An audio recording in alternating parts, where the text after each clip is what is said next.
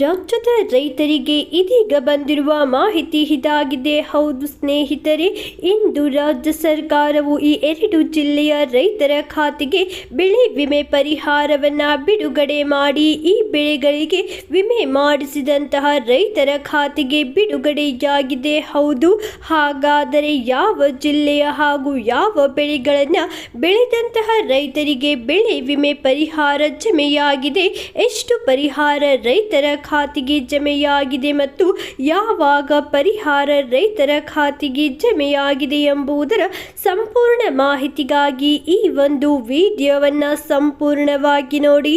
ಅದಕ್ಕೂ ಮುಂಚೆ ಈ ಒಂದು ವಿಡಿಯೋವನ್ನು ಲೈಕ್, ಶೇರ್, ಸಬ್ಸ್ಕ್ರೈಬ್ ಮಾಡುವುದನ್ನು ಮರೆಯಬೇಡಿ. ಹೌದು ಸ್ನೇಹಿತರೆ, 2023-24ನೇ ಸಾಲಿನ ಮುಂಗಾರು ಹಂಗಾಮಿನ ಬೆಳೆ ವಿಮೆ ಪರಿಹಾರದ ಹಣವನ್ನು ವಿಮಾ ಕಂಪನಿಯಿಂದ ರೈತರ ಬ್ಯಾಂಕ್ ಖಾತೆಗೆ ವರ್ಗಾಯಿಸಲಾಗಿದೆ.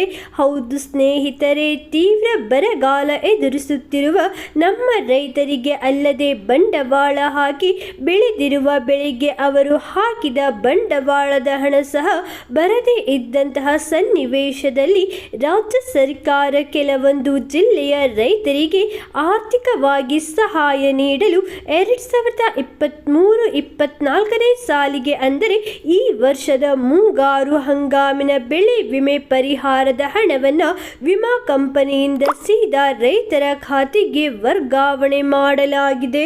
ಹೌದು, ಮೆಕ್ಕೆಜೋಳ, ಶೇಂಗಾ ಆಯಾ ಪ್ರದೇಶಗಳಲ್ಲಿ ಬೆಳೆಯುವ ಬಹುಮುಖ್ಯ ಬೆಳೆಗಳಿಗೆ ಬೆಳೆ ವಿಮೆ ಪರಿಹಾರದ ಹಣ ಡೈರೆಕ್ಟ್ ರೈತರ ಬ್ಯಾಂಕ್ ಖಾತೆಗೆ ವರ್ಗಾವಣೆ ಮಾಡುವ ಕೆಲಸವನ್ನು ವಿಮಾ ಕಂಪನಿಯವರು ಮಾಡುತ್ತಿದ್ದಾರೆ. ಹೌದು ಸ್ನೇಹಿತರೆ, ಶೇಂಗಾ ಹಾಗೂ ಮೆಕ್ಕೆಜೋಳ ಬೆಳೆದಂತಹ ಹಾಗೂ ಆಯಾ ಪ್ರದೇಶದಲ್ಲಿ ಬೆಳೆಯುವ ಬಹುಮುಖ್ಯ ಬೆಳೆಗಳಿಗೆ ಬೆಳೆ ವಿಮೆ ಬಿಡುಗಡೆಯಾಗಿದೆ. ಹೌದು, ಚಿತ್ರದುರ್ಗ ಮತ್ತು ದಾವಣಗೆರೆ ಜಿಲ್ಲೆಯಲ್ಲಿ ಬರುವ ತಾಲೂಕಿನ ರೈತರಿಗೆ ಬೆಳೆ ವಿಮೆ ಹಣ ಪಾವತಿಯಾಗಿದೆ. ಹೌದು ಸ್ನೇಹಿತರೆ, ಚಿತ್ರದುರ್ಗ ಹಾಗೂ ದಾವಣಗೆರೆ ಜಿಲ್ಲೆಯಲ್ಲಿ ಬರುವ ತಾಲೂಕಿನ ರೈತರಿಗೆ ಇದೀಗ ಪರಿಹಾರದ ಮೊತ್ತ ಬಿಡುಗಡೆಯಾಗಿದೆ ಎಂದು ಸರ್ಕಾರ ಮಾಹಿತಿಯನ್ನ ಹಂಚಿಕೊಂಡಿದೆ.